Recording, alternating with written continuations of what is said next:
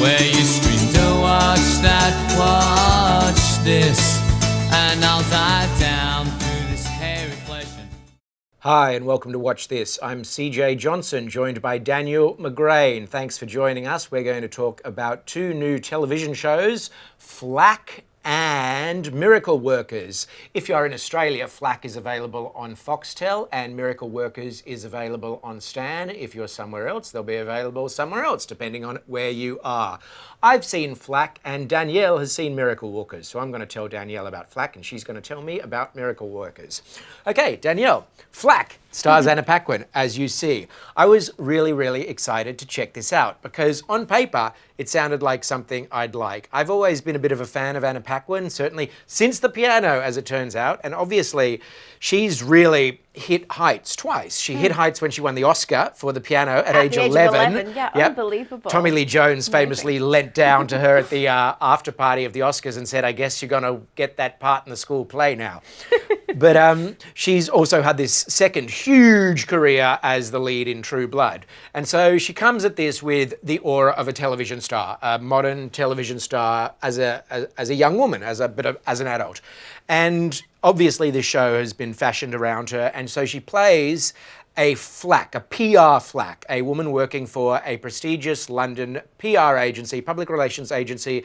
And the concept of the show is that they do crisis management, PR crisis management, but it's very specifically now. Right. It's all about now. It's in the age of Me Too. It's post-Weinstein, you know, that's what it is. So it's dealing with people who are having to deal with this instantaneous falling from grace, you know, and she has to get in and solve the problems. So are these sort of celebrity figures or? Yeah, celebrities, exactly. So the pilot episode, the celebrity she has to step in and save who's having to deal with multiple affairs being suddenly exposed is exactly Jamie Oliver. I mean, not named Jamie Oliver, but it is absolutely, without a doubt, obviously Jamie Oliver. They've cast an actor that looks like Jamie Oliver. He's he's the guy, you know, that's what it is.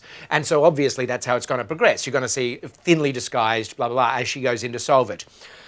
So I was all in, I was excited. It's 40-something show, and I like those British shows. This is UK TV, but it follows on the heels of shows from the BBC, where, you know, they're really jazzy and fast, and they're set in London, and they're about sort of people who wear cool... Are you thinking of Bodyguard? Oh, well, there's so many, not Bodyguard particularly, but like the ones where Stephen Fry played a PR guy. That's all, you know, and there's always a jazzy soundtrack, and they move around London, and they're always having lunch in London restaurants, and they're solving problems, and they're kind of funny and kind of serious. They're dramedies. They sort of have that British acerbic kind of wit. Yeah, and I was hoping for more of that. Yeah.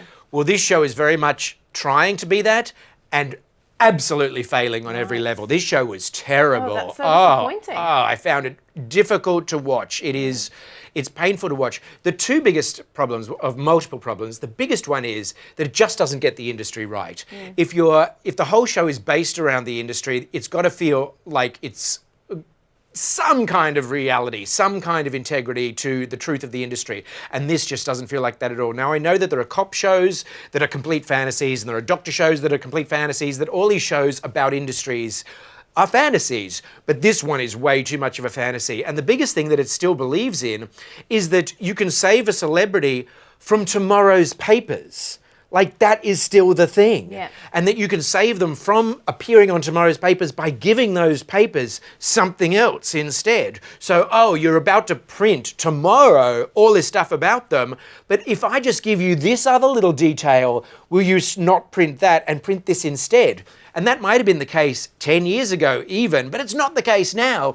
Not when you read about Liam Neeson saying this thing, you know, and then an hour later, that thing he said has destroyed his career an hour later. And this is still working on the 24-hour, I can call the editor of The Sun because he owes me a favor. And you can, you know, the idea that she has the ability to stop things going viral isn't even discussed because all her ability is to discuss it being printed on newsprint. Yeah, that's bizarre. Oh, the writing is terrible. It's created by a guy, but it's all about women. She has to, halfway through the thing, stop and essentially give the female equivalent of mansplaining the entire Me Too movement to the Jamie Oliver character in like this 3.5-minute monologue that is just unbelievably dreadful. No one speaks like reality. The jokes fall flat.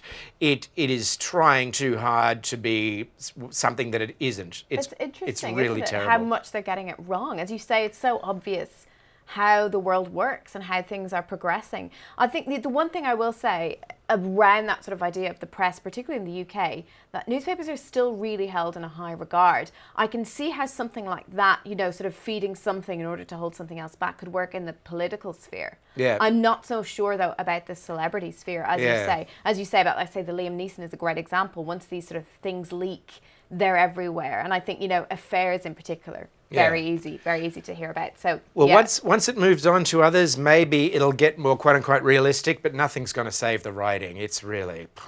Specialising crisis management. We don't use the word crisis. I think something bad might have happened. Here's what we're going to do. We need our story tightly bound, laminated, and carved in concrete tablets. I want to know who got the picture, where else it's printed. Well, I've got some laughs for you. Good. So that's going to cheer you up. Good. Miracle Workers, starring Steve Buscemi, as you can see, and Daniel Radcliffe, is a great little comedy. I've really, really enjoyed it. I think that, unfortunately, it's going to get compared to The Good Place, which a lot of people have been, you know, massive fans of. It's done really, really well, and it explores this idea of there being sort of an afterlife and these people who are sort of bad being sent to this afterlife and trying to figure all of that out. And anyone who's seen The Good Place will know it is a really good show.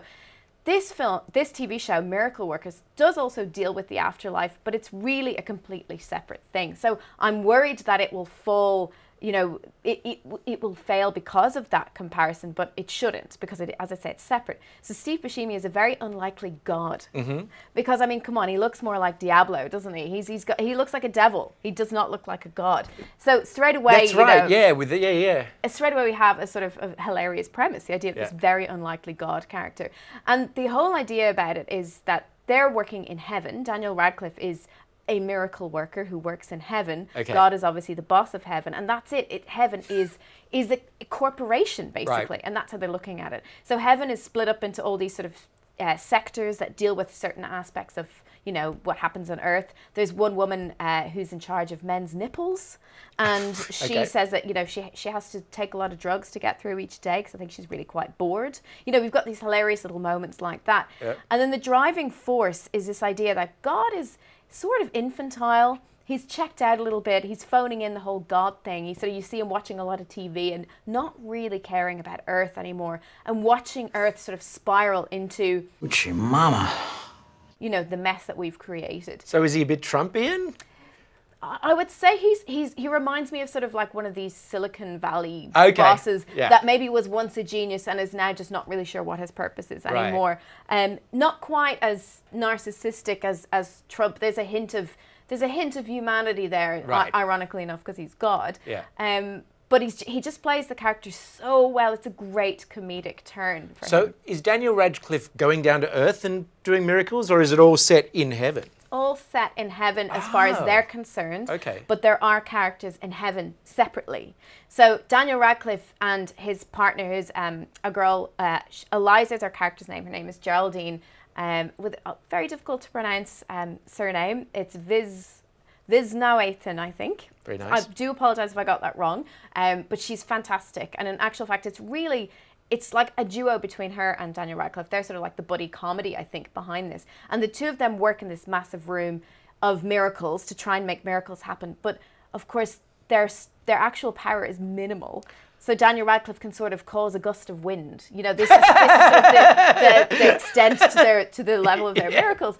And the idea is that God's decided, right, I've had enough of Earth. I'm going to close Earth, and I'm going to instead open a restaurant based around a lazy river. So that you just go around a lazy river and pluck your food, you know, from the side of the river. I'd go to that. So this is God's new project as such. He's just, you know, this sounds fun. It really is fun. But these two, so Craig and Eliza, have decided they want to keep Earth, and God sets them a challenge. They have 2 weeks to basically make one miracle happen, and that's what we see unfold as they work their magic from their little miracle room down on Earth. So it's really fun, and I think, as I say, it just fills in that comedy gap that I was feeling was a little bit empty at the moment. There's not a whole lot else there that's been inspiring to me. I love what Daniel Radcliffe has been doing with his career. Obviously, he's as rich as God and can do whatever he wants. And I love that he's doing this. I love these two teaming up together because why not? You know, It's I love them unlikely. both, yeah. Would you have ever seen it happening? That's No, the thing. It's no. very unlikely, but it works. It really does work. Yeah. And you know, he's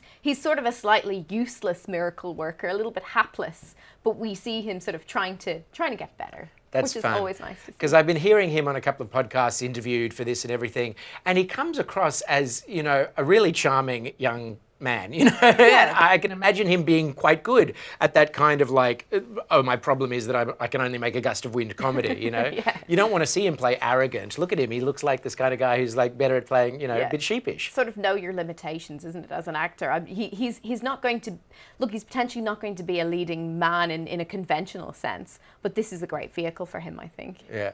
God, I know it's been a rough few thousand years, but you've still got a lot of fans down there. Do you know how long it's been since someone sacrificed a ram to me? I thought that grossed you out. You know, it did, but at the same time, there was something nice about it. Please, God, we need your help. Earth is in big trouble. It is a mess. We need a miracle. There's got to be something we can do. We have something bigger to discuss. My next thing. Is it a new planet? This here is a restaurant.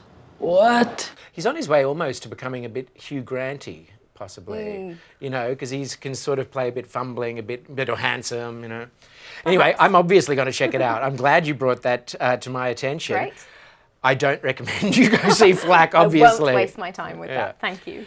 You've been watching Watch This. Don't watch Flack, do watch Miracle Workers. I've been joined by Daniel McGrain. I'm CJ Johnson. Take care.